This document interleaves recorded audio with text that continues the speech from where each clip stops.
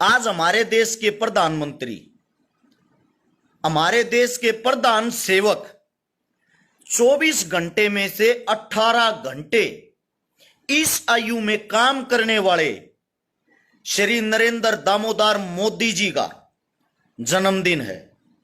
सबसे पहले तो प्रधानमंत्री साहब आपको जन्मदिन की ढेर सारी शुभकामनाएं। अब बात आती है भाई, जिस गौ माता को चुनाव के टाइम पे गौ माता कहा जाता है, आज वो गौ माता तड़प तड़प के मर रही है। उस गौ माता का हाल जानने वाला कोई नेता मंत्री आगे नहीं आ रहा। उस गौ माता को बचाने के लिए कोई नेता मंत्री आगे नहीं आ रहा। और आप लोग बन गए हो भेड़, अंधभगत, गुलाम। आप लोगों को तो सिर्फ गुलामी मंजूर होगी, गुलामी की आदत होगी है। आज अपने जन्म दिवस पर प्रधानमंत्री साहब विदेश से हवाई जहाज में, जहाज के ऊपर भी खर्चा करके बड़े वाला चीता छपवाया है। और उस जहाज में चीता लेके आए हैं बाहर देश से। क्यों? प्रधानमंत्री साहब को और ज्यादा ताकतवर होना है। अब चीते का दूध पिया करेगा, गाय के दूध में मजा नहीं आया। गौ माता माता कब होती है? जब चुनाव होता है। चुनाव के टाइम पे तो वो हमारी मां, जब वोट चाहिएगी तब तो वो हमारी मां हो जाती है। आज बीमारी से ग्रस्त तड़प तड़प के गौ माताओं की दुर्दशा, गौ माताओं की हालत देखो। कहां गया भाई वो देश का प्रधानमंत्री साहब जो ये कह रहा था गाय मेरी माता, गाय को मैं बचाऊंगा। मैं जब इन चीजों के लिए बोलता था, एक आया है नीचे कुत्ता, अंधभगत है, इसकी कमेंट पढ़ो। इस साले उल्लू के पट्टे से एक बात पूछ के देखो, तेरा बाप चीता लेने घूम रहा है, खर्चा करने लग रहा करोड़ों रुपये, अपनी ऐसी तैसी कराने लग रहा। तुम्हारी समृति ईरानी गो मांस बेचती पकड़ी जा है और तुम बने हुए हो अंधभक्त।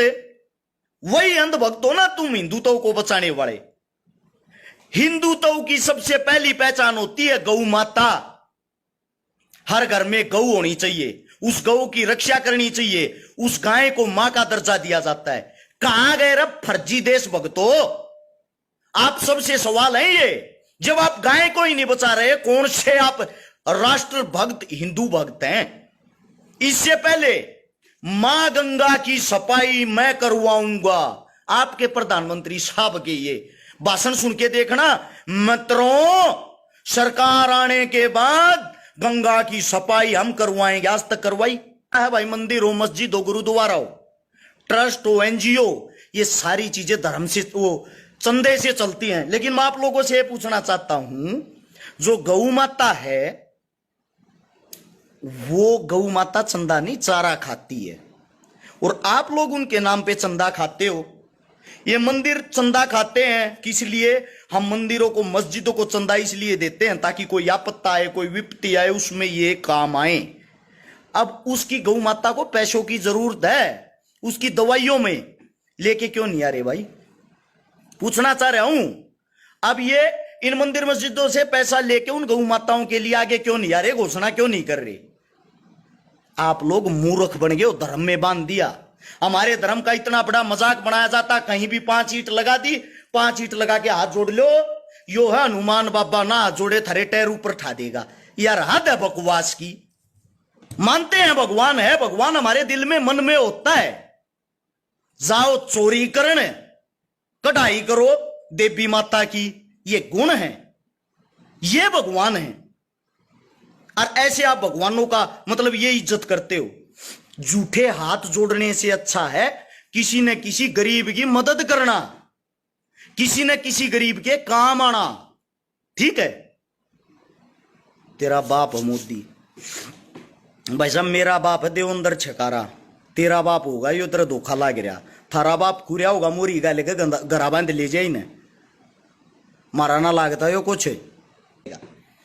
ओवैसी जिसको मुसलमान साथी ये मानते थारा नेता थारे हक की बात करे, वो बीजेपी की, भाजपा की बी टीम है।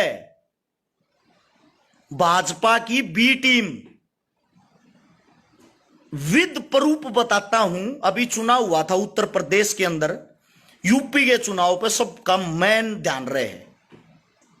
यूपी के चुनाव में 90-95 सीटें ऐसी हैं जो 1500 से 2000 वोटों से अखिलेश यादव हार गया।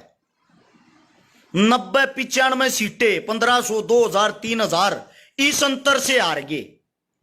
वे वोट पता कहां गई? सबको पता, जो मुस्लिम वोट है वो भाजपा को कभी वोट नहीं देगा। वहां इन्होंने कौन उतारा? वहां से उतारा इन्होंने ओवैसी। ओवैसी ने हर सीट से चुनाव लड़ा। जो इसके मुस्लिम भाई हैं, जिस सीट पे जितनी वोटें उन सब की वोटें उसने ले ली। कहीं से 10,000, कहीं से 8,000, कहीं से 7,000, कहीं से 12,000। ओवैसी ने वे वोट लेकर उन वोटों का जो महत्व था, जो पड़नी थी बीजेपी के खिलाफत में, उन वोटों को स्वयं खा गया। और उन 90-95 सीटों पर जितवाई कौन? भाजपा। डिटेल निकाल लो, उत्तर प्रदेश का चुनाव हो लिया। सेम यही काम बंगाल के चुनाव में किया था ओवैसी ने। और अब बहुत ही जल्दी वही ओवैसी राजस्थान के अंदर आएगा। मेरे मुसलमान भाई नु मानना है यो थारे हक की बात करा, हक की बात नहीं भाई। वो आता अपने नगद रुपये बनान, पैसे बनान। वो बीजेपी की बी टीम है। वो लोगों को भड़काता है, उसका काम है लोगों को भड़काना। वो लोगों को भड़का के और आप लोगों के वहीं से चुनाव लड़ेगा, आप लोगों की वोट ले लेगा। जो उसका मुसलमान भाईचारा है वही काम करता है बीजेपी को जितवाने का। बाद में कहता है साहब मेरा काम पूरा, मेरे जो नगद बने वे दे दो। एक आप लोग इतने मूर्ख, इतने सीधे, इतने सिंपल हो। आप लोगों को क्या रहता? मेरी जाति, मेरा धर्म, मेरी जाति। अरे आप लोगों को बेच देते हैं ये। थारी तुड़ेती सोच भी कोई ना जाती। मूर्ख हो, मूर्ख। लड़ते रहो हिंदू मुसलमान। ये एक टेबल पे बैठ के खाते हैं, एक टेबल पे बैठ के पीते हैं, एक टेबल पे बैठ के हंसते हैं और आप लोगों का मजाक बनाते हैं, बात करते हैं। वहां चुनावी माहौल कैसे गर्मा होगा? पूछते हैं वहां चुनावी माहौल कैसे गर्मा होगा?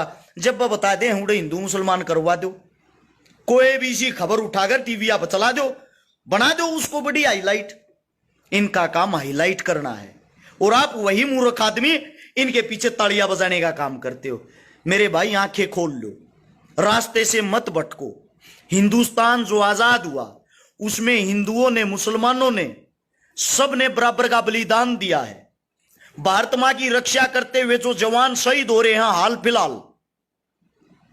फिलहाल वहां जाके आप देखोगे वहां हिंदू ने भी मुसलमान ने भी बराबर का रक्त बहाया है अपने देश के लिए। एक साथी कह रहा तन को गांव का सरपंच ना बनावा है। बेटा हम बिना बने पावर में, हाँ हमने किसी पद की जरूरत नहीं है। नोट कर लेना इस बात को। जो काम तेरे गांव का सरपंच, तेरे गांव का पार्षद, तेरा एमएलए एमपी नहीं करा सकता ना, वो काम तेरा भाई जागा करा लिया रहे। जितने आईएएस आईपीएस तेरे एमएलए एमपी की ना मानते हो उनसे कहीं ज्यादा तो मेरी पर्सनली जानकारी है। ठीक है,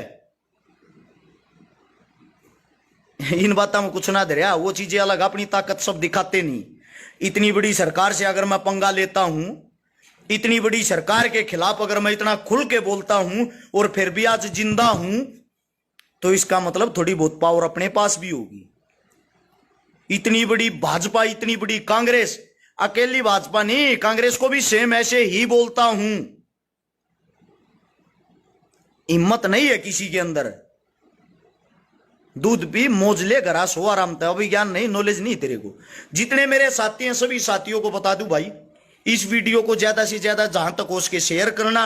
उम्मीद आप सब समझ गए होंगे मैं क्या समझाना चाह रहा था। आप अपने अंदर जागरूकता फैलाए, अपने नजदीक फैलाए। मेरे नाम से जितने यूट्यूबर यूट्यूब चैनल बना रहे हैं या जितने जो पत्रकार साथी मेरी वीडियो देखते पाए हैं, वे सब के सब साथी इस वीडियो को आप अपने यूट्यूब चैनल पर चलाओ, आप अपने पेजा पर चलाओ, ज्यादा से ज्यादा वायरल करें।